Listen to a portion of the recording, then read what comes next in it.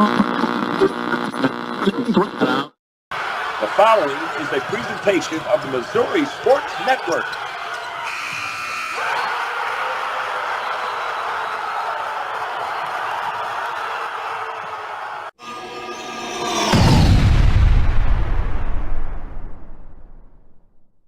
Certainly glad you tuned in, and as always, the Missouri State Highway Patrol reminds us to take that 3 seconds and buckle up. It's 3 seconds that could save your life. Well, this is something I've worked on now for about 5 years. An opportunity here to go back and kind of relive January the 18th of 1998 in the Tournament of Champions. And Teddy Dupay and Scott Brakebill are along with head coach for the Bolivar Liberators, Darin Archer. And Teddy, first off, hey, thanks for being part of the show today. Oh, sure thing. This is cool. I'm glad you guys asked me to jump on. And Scott Brakebill, you as well, and you are quarantined there, in your pickup right now. Yep, this is my home for a few weeks, I guess, working out of the truck. But thanks for having me on as well. It's always good to rehash some good memories. Yeah, Coach Archer alongside here, and we're maintaining as much social distancing as we can. But Darin, thanks for coming by today. You bet, my pleasure. And Teddy, we were talking a little bit off the air, but going back to that winter of 1998, what are some things that really stand out to you about the Tournament of Champions?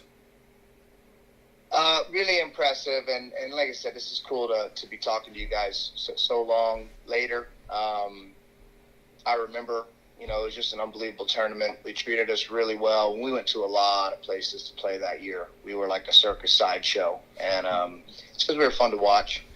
But, we were saying as kids, anytime you had a packed house, that was great. Anytime you had baskets that weren't attached to the ceiling, that was really great. Anytime you had seats with fans on all four sides, now you really thought it was playing big-time basketball. So it was a lot of fun. The games were great, high-quality basketball, knowledgeable fans. But as we were talking about, some of the things I most remember were the things that didn't happen on the court. And that's kind of the beauty of youth sports is, building friends, building relationships, learning the life skills that are going to last you forever. So great tournament, but a great experience overall. And Scott, you would actually play in that facility later as a collegiate player, but going back to that year, 1998, what are some memories that stand out to you? Well, obviously living in this area, we were very familiar with the Tournament Champions.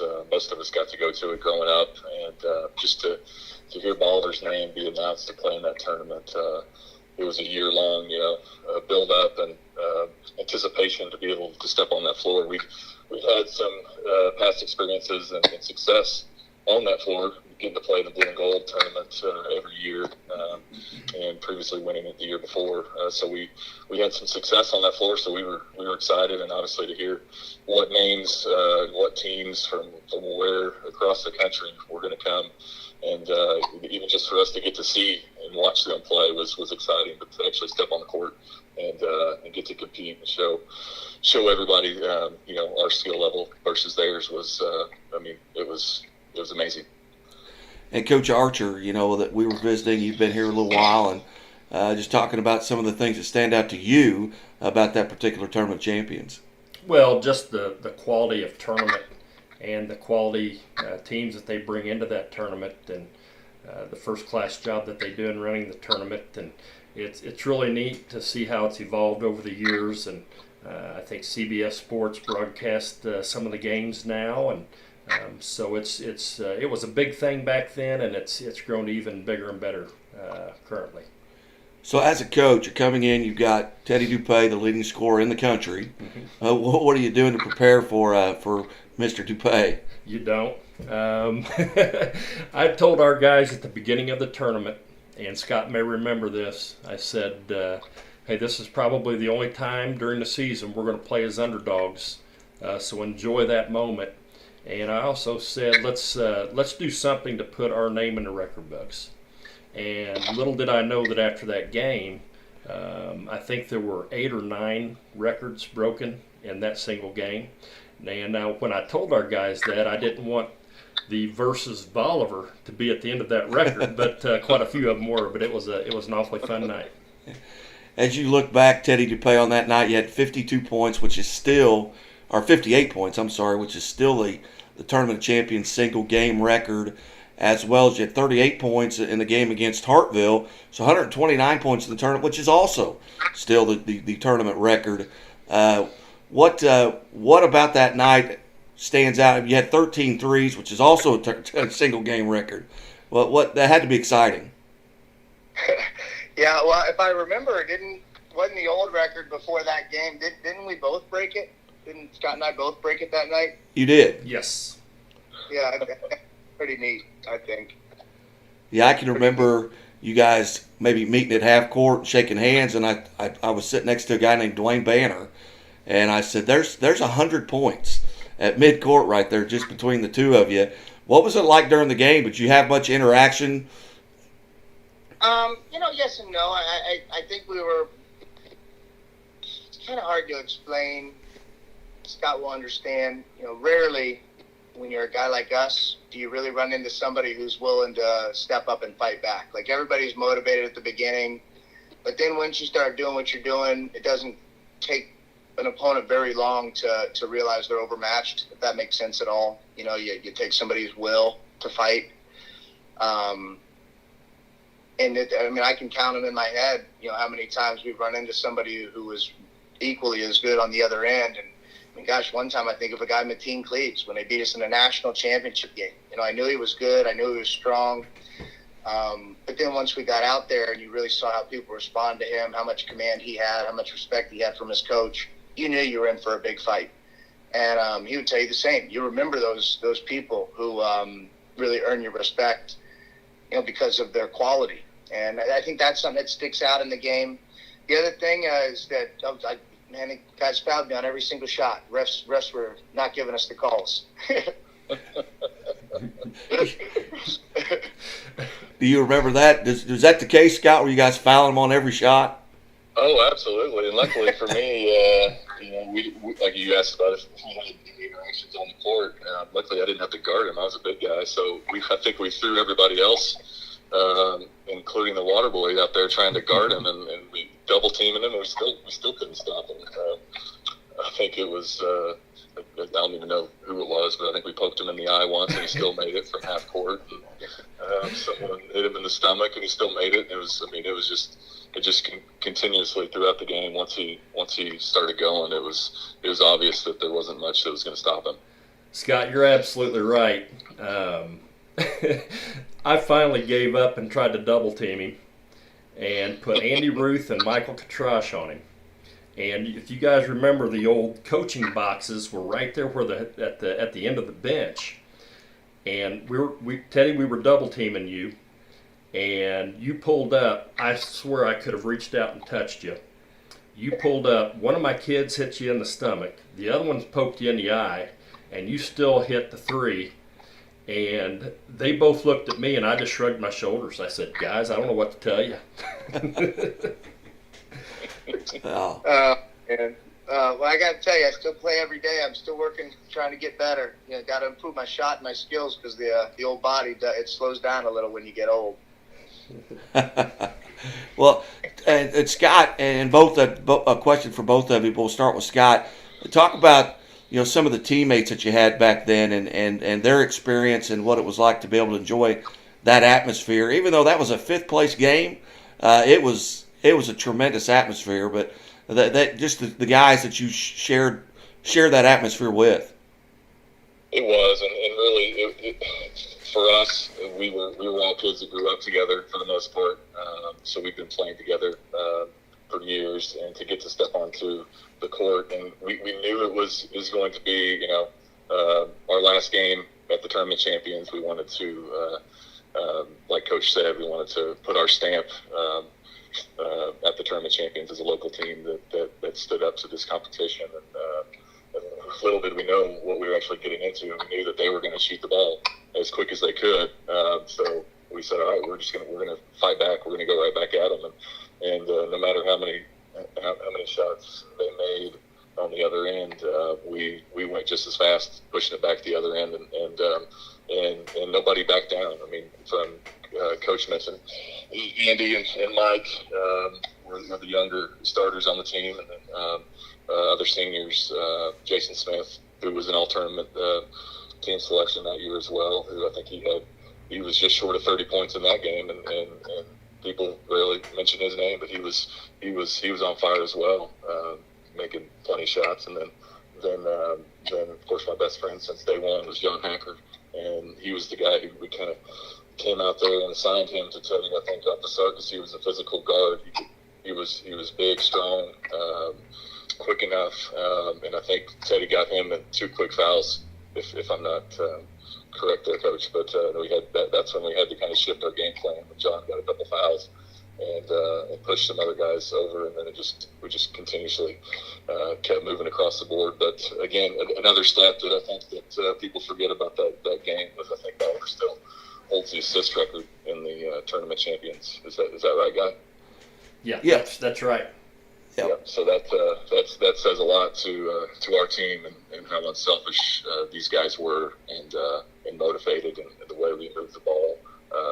Obviously, it ended up in my hands quite a bit. I don't know, either because I wasn't being guarded, or just the guys knew that I was getting hot as well, and just fight back. But yeah, it was. I mean, it's a memory that passes down to my kids now, and I'm very proud and honored to be mentioned every year when this tournament comes around. And what is it, 22 years ago? And I think when people ask me how many points I scored, I think it's up to like 80 now. So by the time I'm 80 years old, I think I probably would have scored about 85, and Teddy probably would have scored 100 if memory serves me correctly. Well, Teddy, you had some standout members of your team. Noah West, who did not play in the Friday night game against Hartville, which helped put you in the 5th place game there, and then Ernest Grant, who was also on that team. But it had to be a tremendous experience with them as well. Oh, yeah, we had a really cool group of guys. It's funny, at our school, all 4 years, my freshman year and sophomore year, we had 8 Division I players on the squad. And then my junior and senior year, all the big guys were gone, and, it was me, Ernest, and Noel primarily. Noel, who was just incredible. He doesn't play on Friday night, 7-day Adventist. And that hurt us throughout the season. I think we lost 5 games, and I want to say 5 of them were on Friday nights. So he's very important to our squad. Ernest, obviously, best athlete I've ever been around. Nobody like him, and the best man. He, when I went to Florida, I wore 24 in high school. When I went to Florida, there was a guy with 24. So I was first going to try and talk him into giving it to me, but then I changed my mind, and I wore number 5 all my times at Florida. And then even in the pros, I wore number 5 in honor of Ernest. That was his number. So, he was my best friend. We were dorm mates in college, and very, very close. I talked to him yesterday. So, yeah, I mean, when you're playing, it's cool about high school. You're playing with friends, and then you're going to spend all that time off the court. All the things that make a team good, you automatically do that when you're in high school. But, yeah, it was a lot of fun, and we as a team, we were ultra small, so we played, try to play very aggressive in the passing lanes, really push up. We knew in a half-court setting, even if we stopped somebody, we weren't probably going to get the rebound anyway. So we, just kind of calculated if we can go out, really pressure the ball, see if we can get people dribbling up the sideline, get them in a speed dribble. If we could force turnovers, it was worth taking that risk because we could convert it on the other end in transition, and so we'd give up buckets. But I think when a team was willing to pass the ball, which a lot of young point guards are not, we pressure them, they try and dribble through it like they have something to prove, and once we get them in a speed dribble, they're in big trouble. But yeah, when a team's willing to move the ball, pass the ball, and be unselfish, it opens us up to giving up a lot of buckets, especially around the hoop. So, we were just looking for ways to win. That's a lot of fun, but we were small. We were real small. 198 points scored, I believe, that night. So everybody got the ball up and down the floor, and like Coach Archer mentioned, that the 9 or 10 records, single game records, broken in that game. Not to mention the total points in the tournament, which Teddy set. But when you leave there, you come out of that Tournament of Champions experience. Kind of give us an idea of what the rest of each of your seasons were like, and we'll start with Scott. I'd like to not remember the end of your season. Since you're talking about it. I share that thought, Scott. Yeah, Coach Dennis, it's hard to talk about to this day, but we had an amazing year. We had an amazing career there in Bolivar, really leading up to many more successes and great teams after our success. But yeah, we obviously our only losses to throughout the season were during the tournament champions that year up until the very last game of the season, which most of us remember. We lost in the district championship to Nixa. So yeah, that's kind of how it ended. It ended bittersweet, but that's still not easy to talk about 22 years later. But it's great to remember the great times that we did have and the amazing team that was on the court from top to bottom. And Teddy, what was your remaining season like? That whole year was really cool. Like I said, we traveled a lot. We played in the KMOX in St. Louis, played in Springfield. We played in City of Palms Classic in Fort Myers, obviously. We played in the Hooters event. We played several just really big marquee events. So the whole year was really fun. After that year, I would go on later in that season to break the all-time Florida scoring record, and that record's still there too. And so that was pretty neat. We went on throughout the season and made a great run deep into the playoffs all the way to the end. But then we ended up losing to Miami Senior High School, who Frank Martin was the coach. He's coach of South Carolina now. They had Udonis Haslam, Wright, Sylvan Robinson, Antonio Latimer, Steve Blake. Basically had 5 NBA players in their starting lineup. But luckily, I got 3 of those guys to come with me to Florida on our team that won, SEC championships and went to the Final Four and stuff like that. And that's how we ended that season, number 2. And the same thing we did 2 years before against Vince Carter and the crew. We were ranked 6th in the country. We lost in a state championship to Daytona Beach Mainland. So, then we finished 2nd when I was in college. We lost in a national championship game to Michigan State. So, if you listen to my dad, he'll tell you I'm the best loser in the country. Well, did you guys have an opportunity, after that historic night, back in '98? Did you ever have another opportunity to meet, or did you kind of follow each other's careers a little bit? Because I know, Scott, you had an opportunity to play in the Sweet 16, and Teddy, you were talking about your postseason at the college level. Did you guys maybe pay attention a little bit? Absolutely, yeah. I still recall to this day when we did meet after the game or during the all-tournament team announcements. Teddy was like, "Hey, I'll see you in the NCAA tournament," because we kind of both knew at that time we both had an opportunity to be there, and we did. Little did we know, a year later we were able to play in the big stage at Missouri State and get to the tournament and play against Wisconsin, Tennessee, and then Duke in the Sweet 16. And then I think it was the year after, the year beyond that is whenever Teddy would get to the championship game at Florida. But yeah, definitely followed him just as close as any other players. That it's just kind of the thing that you do after you play against someone is gonna shine on the big stage. It's neat to turn around and watch them and see how they do, and then again 20 years later, I've got 2 boys that are asking me, "Hey, who'd you play against? Anybody in the NBA?" And then that list goes down, and Teddy's name's always on there as well, because that's a big name down here and across the country that people will always reflect back on, especially during these times when we don't have an NCAA tournament. It's a great time to reflect and look back on those games and relive them. Teddy, same question there. You have an opportunity there maybe to kind of follow along a little bit. I know you were busy as well. Oh yeah. You always follow the guys you play against, and like Scott said, when you get good enough, and that's always the key. People ask me, "What's the key to getting a scholarship?" It's be good enough. Those guys get paid millions of dollars to find the best players. It's not about exposure and that kind of stuff. If you're good enough, they're going to find you. But when you play against guys that earn your respect, you'll see them later.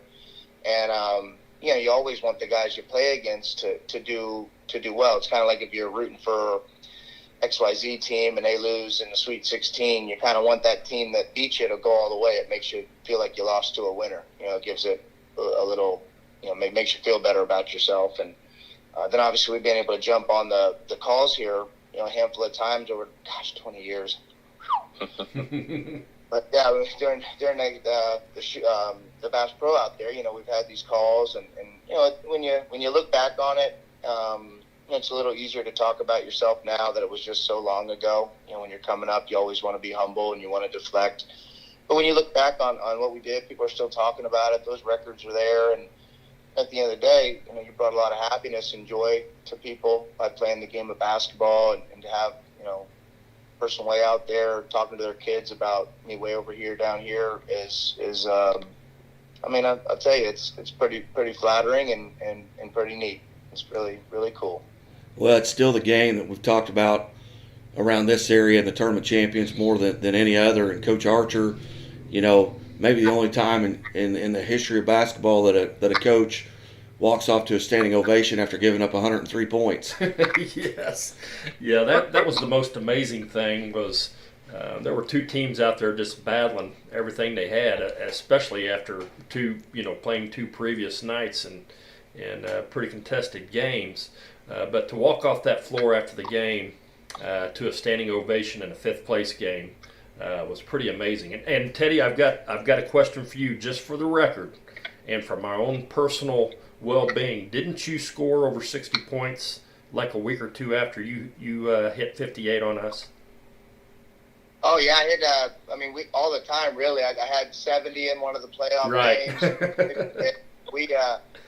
We had games. I remember the first game of the year. I had the first 7 plays of the second half, 7 for 7, 7 threes, and I had 55 points with 5 minutes to go in the third quarter. And coach pulled me out. He's like, "It's a long season." So, he was not, leave me in at all costs. I averaged 42 for the season, but there were a lot of games where I didn't play the fourth quarter and we were beating teams bad, and he'd take me out. So, our offense was designed to let it fly. Yeah. And, so, we put the time in, we put the work in, and I practiced as much or more as anybody possibly could. There's only so much time in the day, and I took a lot of pride in that. But with that said, I see 100% of the coaches now, even with people doing it in the league, they really limit what kids can do. And our coach was pretty open to, the best shot we could get is one that I took, and that was a good offensive plan. We slow it down and we start running plays, double teams and triple teams actually become, a real deterrent to shoot. There's better shots. But if you're in transition most of the time, and even if 2 or 3 guys are guarding you and they're backing up, or they're forced to pick you up at half court, that gives me a lot more room to maneuver around them and get to my spots. So, by just playing the style of play that was beneficial for us. And then 3 years later, you had an exchange student, a couple 6'8" guys, pretty good heady guards that couldn't shoot. And they still played fast. They still pushed the ball. But he was able to adjust his coaching style for the pieces that he had. And the pieces he had with me were to let us loose, and I really am thankful for that. Because I don't think I'm so small that had he not done that, and been that humble and open as a coach, who knows if I would have got the looks? Because when you look at me, you wouldn't think, hey, let's give this guy a chance for at the next level. He had to let me show my stuff, and so that is something that I do not overlook, and I didn't then either, and it's really changed my life. So, Coach, what I take from that answer, just to clarify, is we helped just a hair over his average, so that's pretty good defense in that. After all these years, I can finally rest easy at night. Wow. Hey, Let me ask you guys this. Do you have I know this seems crazy. Is there a video of that game? There is, and I'm trying to track it down. There's a couple players that I think may have it. I'm still trying to get in contact with them, and hopefully we can get that back out and get you a copy of it. That's how long ago it was. I got a lot of games like that. We played Compton Dominguez. They were number 1. They had Tayshaun Prince, Tyson Chandler, Kenny Bruner, Jason Thomas. I want to say Trevor Ariza was young and on the bench, didn't play. They were number 1 in America. We didn't. I think we played them we lost by 1 point in the city of Palms, and nobody has the darn game on film. And that's how ancient stuff is. You know, crazy. I will do my best to track it down for you. Let's get that baby on YouTube. Let's get some views. You bet. That's right. Well, gentlemen, I certainly appreciate you guys all of you, being generous with your time. This was, it's 25 minutes long, and I could have went 2 hours, but it's fun to look back on, and I really appreciate you guys being generous with your time and allowing me to kind of break into your daily routine. Although people probably aren't doing much right now, but I appreciate it. Sure thing. Thanks for having me. Absolutely. Thank you, Guy, for putting this together. Hey, you bet. Coach Archer, thanks as well. You bet. Thank you. You bet. We're going to step away, take a quick time out. This has been a presentation of the Missouri Sports Network. Thank you.